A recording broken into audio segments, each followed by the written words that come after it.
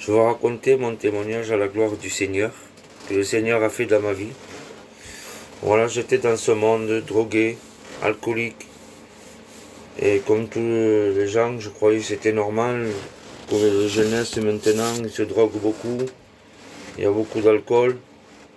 Il y a les drogues dures que j'ai touché aussi dans ces drogues dures, et que c'est la cocaïne, héroïne, ecstasy, ou plusieurs autres drogues comme ça. Et je touchais tout ça qui venait. Et voilà, et j'étais pas bien, j'étais angoissé, j'étais pas bien dans ma vie. Il n'y avait rien de bon. Toujours ça allait pas. Voilà, que mon ex-compagne, c'était ma femme quoi. Et on s'est séparés, on s'est laissé, et voilà, on s'est laissé. Et je suis parti à l'île Jourdain. À l'île Jourdain, j'ai parti une semaine. Et voilà qu'elle, elle a refait sa vie avec mon oncle. Que j'étais marié quand même 12 ans avec elle, j'avais un enfant. Ça m'a attristé, ça m'a angoissé. La haine est venue, beaucoup de haine est venue. Vraiment, je voulais en finir avec ça. Je voulais les tuer, m'acheter une arme et leur tirer dessus. Et vraiment, j'étais angoissé, j'étais pas bien. J'étais attristé, j'avais l'angoisse qui est venue. J'avais eu le suicide aussi, des pensées de suicide. Avant de me suicider, je disais, je vais les tuer. Et après, je vais pas faire 20 ans de prison, parce que j'ai 37 ans. Si je vais pas finir jusqu'à 60 ans, alors je vais même finir moi aussi avec. C'était ma pensée que je devais faire. Voilà.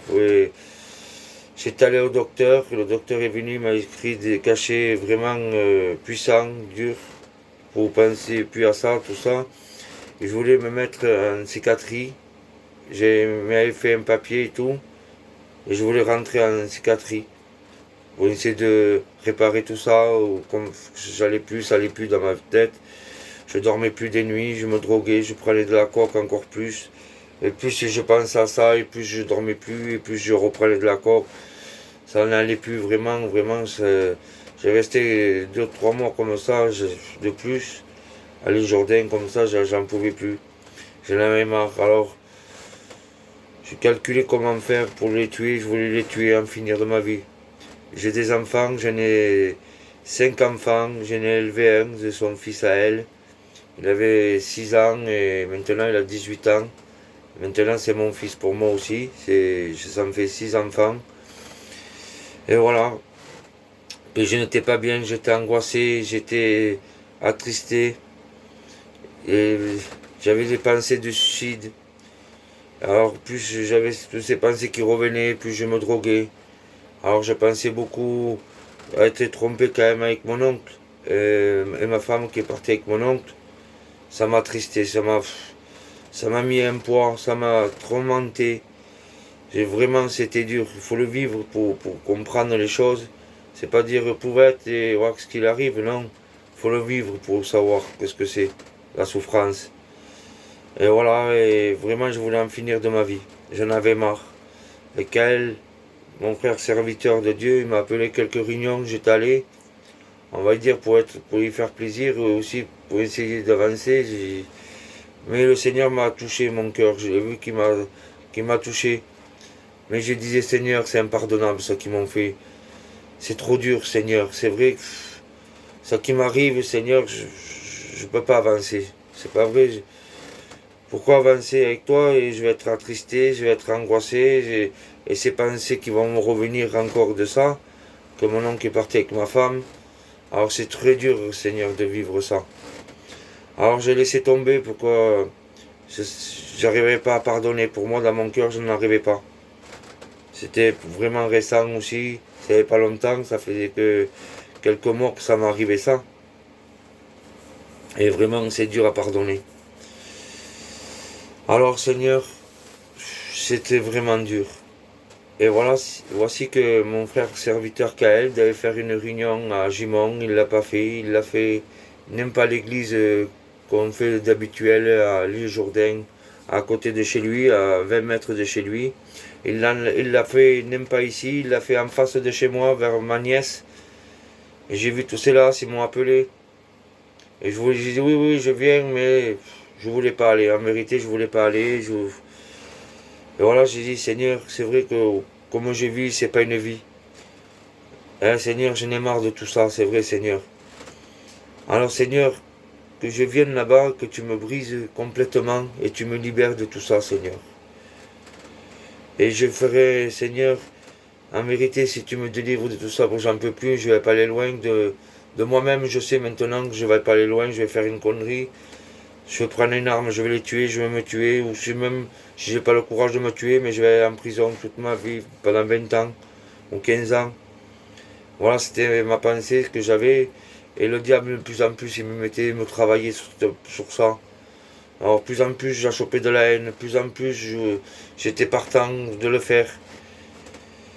Et voilà que je m'approchais dans cette réunion, et d'un cœur sincère, j'ai demandé pardon, Seigneur.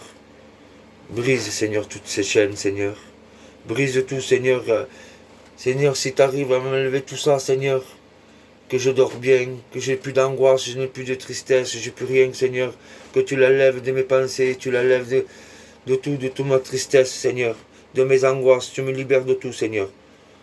En vérité, je m'engage vers toi à être vraiment un guerrier, Seigneur. Vraiment, je m'engagerai vraiment, Seigneur. Et quand j'ai demandé pardon, j'ai senti une présence. Et tout ça qui s'est libéré, un grand poids qui s'est parti sur moi. J'ai senti vraiment que ce poids est parti. Voilà, mais j'ai sorti de cette réunion, j'étais béni, vraiment béni. Et voici que je n'ai plus retouché à la drogue. Je n'ai plus retouché à l'alcool.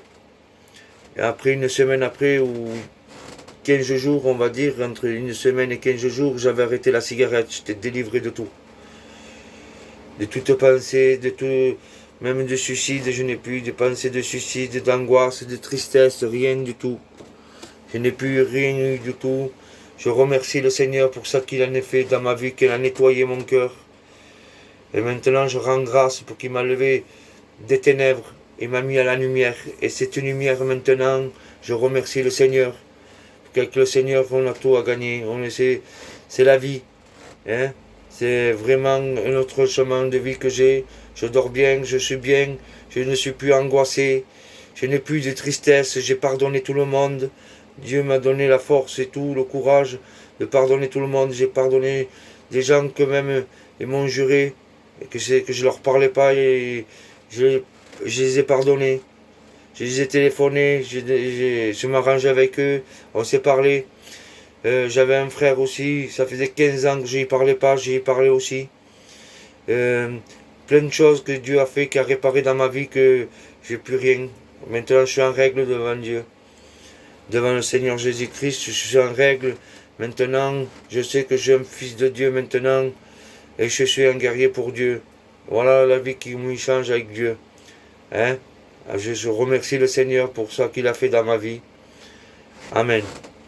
Voilà, à travers ce témoignage, je veux qu'il y a beaucoup de personnes qui se convertissent dans le nom de Jésus-Christ. Amen. S'il a changé ma vie, il peut changer votre vie aussi. À n'importe quelle situation que vous vous trouvez. Voilà la situation où je me trouvais moi. C'était vraiment, dans ma vie, je ne croyais pas pardonner. Mais le Seigneur, il est bon. Il a un cœur d'amour. Il nous a donné l'amour. Alors j'ai reçu cet amour qu'il nous a donné le Seigneur. Maintenant j'ai pu pardonner tout le monde. Et je rends grâce au Seigneur pour ça. Amen. Que Dieu soit béni.